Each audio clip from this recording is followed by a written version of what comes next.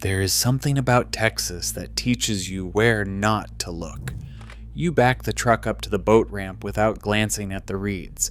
You walk the caliche road to the mailbox in flip-flops, past the brush pile, past the culvert, and you do not think, not once, about what might be lying in the shade of it. That is not carelessness. It is a kind of treaty the whole state seems to have signed, that the wild things live somewhere else. In the documentaries, out in Big Bend, in the deep brush country where nobody goes, not here, not on this ranch road, not under this dock, but the animals never signed it. They are in the reeds. They are under the dock, and the people who live closest to them are usually the ones who have trained themselves hardest not to see them.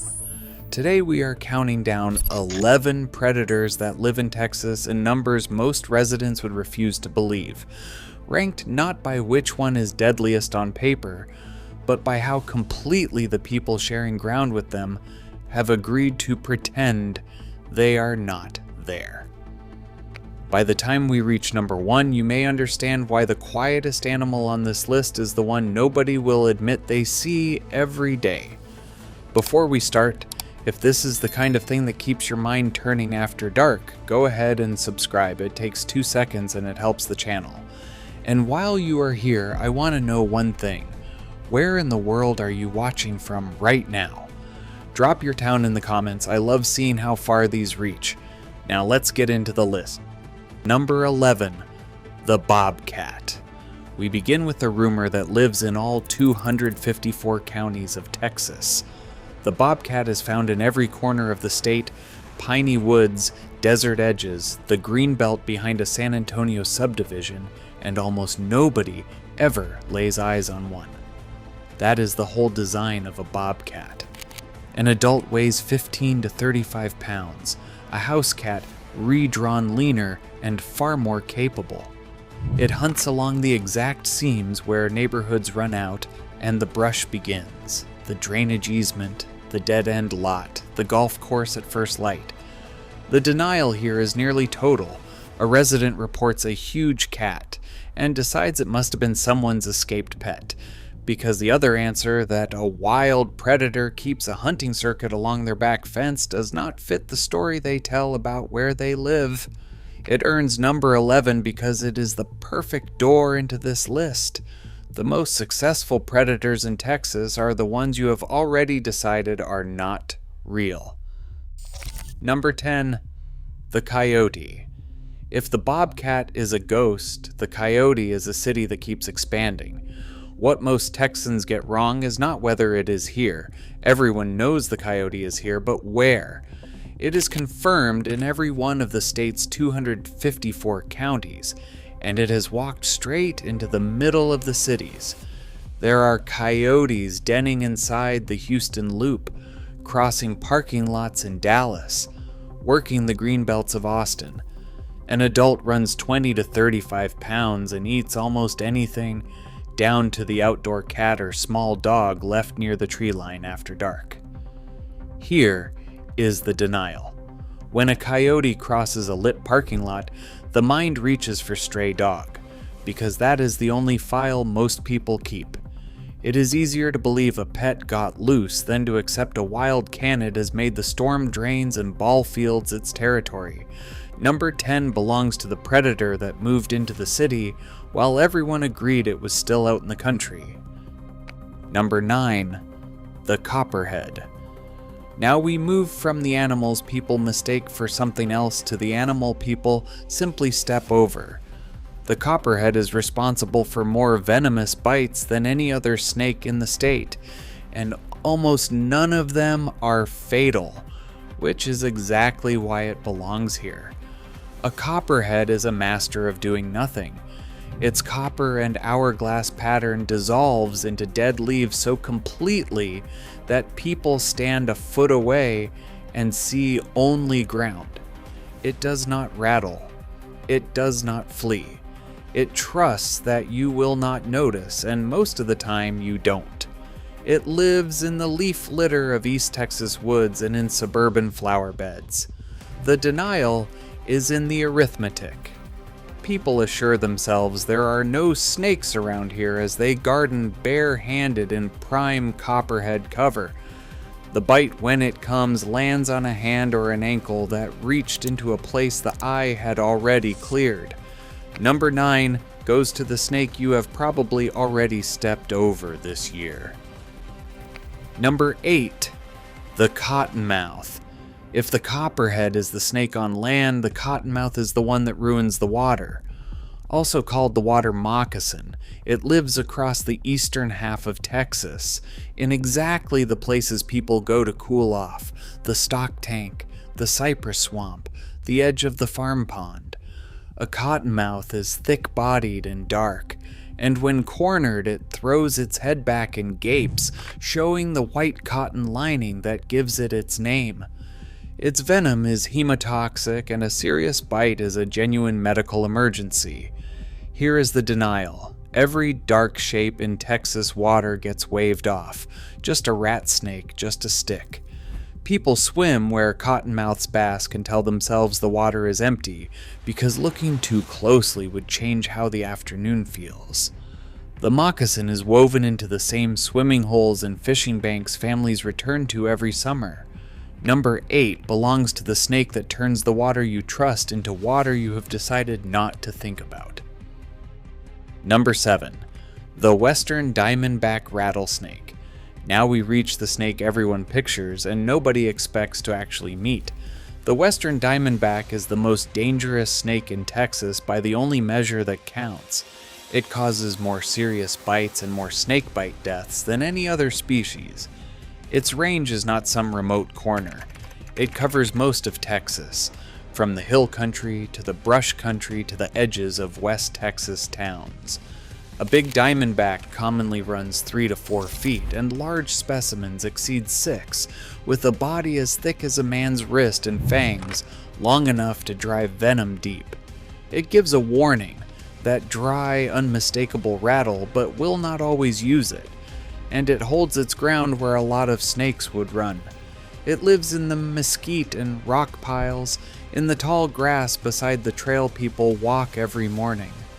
The denial is the confidence. People stride through prime rattlesnake country in shorts and low shoes, certain they would hear it coming. It is coiled in the shade beside the path you know by heart, doing the one thing it is built to do, which is wait. Number 7 goes to the snake everyone can picture and almost nobody watches for. Number 6, the Africanized honeybee. We are right at the halfway mark, and if you are still here, you are clearly someone who actually wants to know what is out there, so hit subscribe if you haven't yet, because from here the list stops being something you can walk away from. Now to the predator that does not look like one. The Africanized honeybee, the so-called killer bee, has been established in Texas since 1990, when the first colony crossed the border into Hidalgo County. To the eye, it is nothing. A honeybee, indistinguishable from the gentle kind without a lab. The difference is entirely in temper. An Africanized colony defends its nest with a ferocity ordinary bees never show. It answers a disturbance with 10 times the stingers, pursues a threat for a quarter mile, and does not call off the attack when a European colony would. It has killed people and livestock in Texas, usually someone running a mower or bumping a wall cavity where a colony had moved in. The denial is the disguise. Nobody flinches at a bee. So the swarm in the water meter box, the colony in the hollow fence post, gets ignored until the moment it isn't. Number 6 belongs to the predator hiding inside the most familiar insect in the yard. Number 5, the black bear. There is a real, breeding, expanding population of black bears in Texas, and the average residence map of the state has no room for it. Cattle, oil, coastline, hill country, but not bears. And yet the black bear is here, protected by the state as a threatened species, quietly walking back into ground it was driven out of a century ago. The story is one of return. Pushed to near nothing by the early 20th century, bears have been recolonizing from two directions. Up out of Mexico into the Trans-Pecos, where breeding populations now hold in the Chisos and Guadalupe Mountains, and eastward out of Louisiana and Arkansas into the Big Thicket. In 2025, Texas Parks and Wildlife confirmed sightings across several East Texas counties. An adult male commonly weighs 200 to 300 pounds. A black bear is not a hunter of people, and it would rather leave than fight. But it is powerful, it learns fast, and a bear that has connected neighborhoods with easy food, the unsecured dumpster, the dog bowl on the porch, becomes a genuine hazard, and people create that without meaning to. The denial lives in the surprise. "I had no idea there were bears here," said in a county that has quietly had them for years. Number 5. Number 4. The feral hog. Now we reach the animal Texas cannot get rid of and mostly refuses to reckon with. There are an estimated 2.5 to nearly 3 million feral hogs in Texas, roughly half of every wild hog in the United States, and they occupy every county in the state but one. Only El Paso on the far western tip has kept them out. A boar can push past 200 pounds, armored in gristle, tusked, and fast. And it does something most large animals will not. It stands its ground, and it will charge. They travel in groups called sounders, and Texas Parks and Wildlife and the USDA put the damage across the state at more than $500 million a year. In 2024, a sounder tore up parkland in the city of Kyle, just outside Austin. The denial is the scale. People know feral hogs exist the way they know traffic exists. A nuisance, a rural problem, someone else's fence. What they do not picture is the number or the aggression, or that the hogs now push into subdivisions at night, drawn to water and watered lawns. Number 4 belongs to the 3 million animals nobody can quite bring themselves to count. Number 3, the mountain lion. We have arrived at the real apex predator of the Texas wild, and it is so rarely seen that its rarity has curdled into a myth that it is gone. It is not gone. Several thousand mountain lions, one recent figure put it near 5,600, though nobody truly knows, move through Texas right now, concentrated in the Trans-Pecos and the Big Bend, with scattered reports across the South Texas brush and the hill country. A large male can weigh over 150 pounds and range across hundreds of square miles, hunting deer and feral hogs through the cedar and rimrock, tawny and silent and almost never seen. And here is the fact that sets Texas apart from every other state that has this animal. Texas is the only one that does not manage it. The mountain lion is classified as non-game. It can be killed year-round by nearly any method, with no season and no limit, and until very recently, no requirement to even report it. The state that shares ground with thousands of them was, for decades, not counting them at all. Only in December of 2025 did Texas Parks and Wildlife finally publish a plan to research and monitor them. Here the denial inverts. With most animals on this list, people insist a present predator is absent. With the lion, they have decided it is simply gone. A legend, a mascot, a thing of the old days, when in truth it is out there in the dark, moving through ranch land at the exact edge of a state growing faster than almost anywhere in the country. Number 3 belongs to the ghost Texas, talks about as a memory, while it is still very much alive. Number 2, the bull shark. Now we come to the one that breaks people. Everyone accepts that there are sharks off the Texas coast. That is the deal you make with the Gulf. What almost nobody lets themselves think about is that one particular shark does not stay in the Gulf. The bull shark swims up the rivers. It swims into the brown, fresh water that runs 100 miles from any beach. The bull shark is broad and powerful, and the females reach around 11 feet and several hundred pounds. It carries a gift almost no other large shark has. It can regulate the salt in its body and move freely from salt water into fresh. Texas Parks and Wildlife notes bull sharks have been found many miles up the state's rivers, and a dead one turned up in the Trinity River some 40 miles inland near Liberty. And the estuaries where the Trinity, the Sabine, and the Neches meet the sea have become nurseries. The number of young sharks there climbing sharply as the Gulf warms. This is the denial that costs the most to hold. The man wade fishing a coastal river at dusk, the family floating a tidal stretch on inner tubes. They are sharing that murky water with an animal perfectly built for it, one that followed the tide inland with no sign to mark the crossing. There is no fence, there is no line on the water. The fresh water is not a refuge from the shark. To the bull shark, it is simply more territory. Number 2 goes to the predator that ignored the one rule everyone counted on it to keep. Number 1, the American alligator. And so we arrive at number 1, and it is, of course, the alligator. Not because it is the most exotic animal on this list, but because it is the one Texas has most perfected the art of not seeing.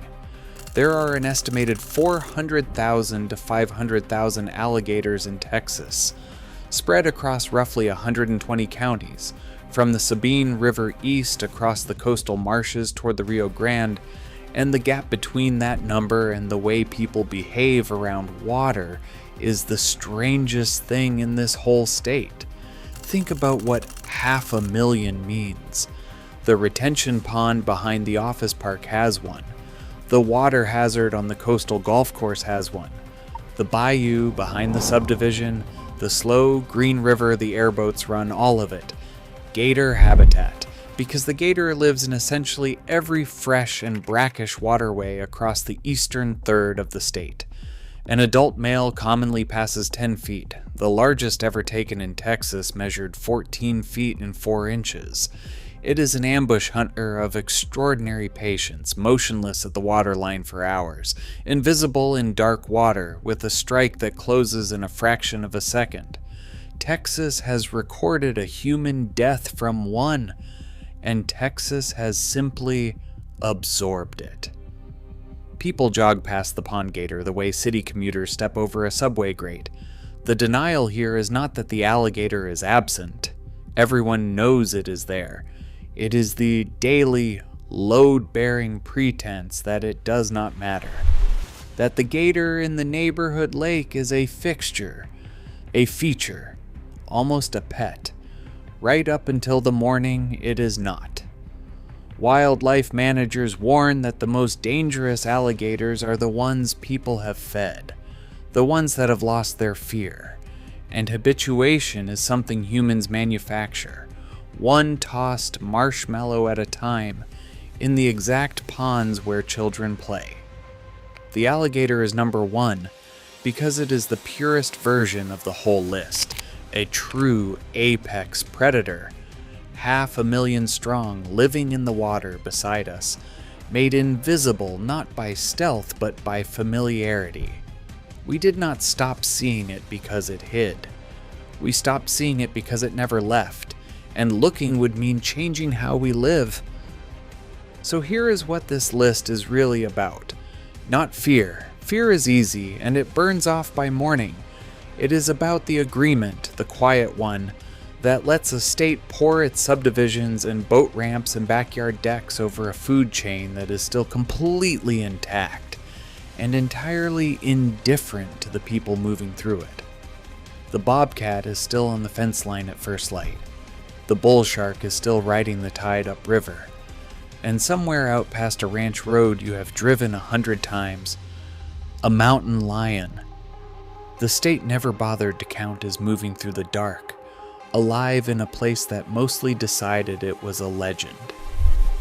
What is known is that the water is the same water whether or not you are looking at it, that the animals were here before the roads had names, and that the surface of every pond and river and stock tank in Texas tells you almost nothing about what is holding still beneath it, waiting, the way it has waited since long before there was anyone here to pretend otherwise.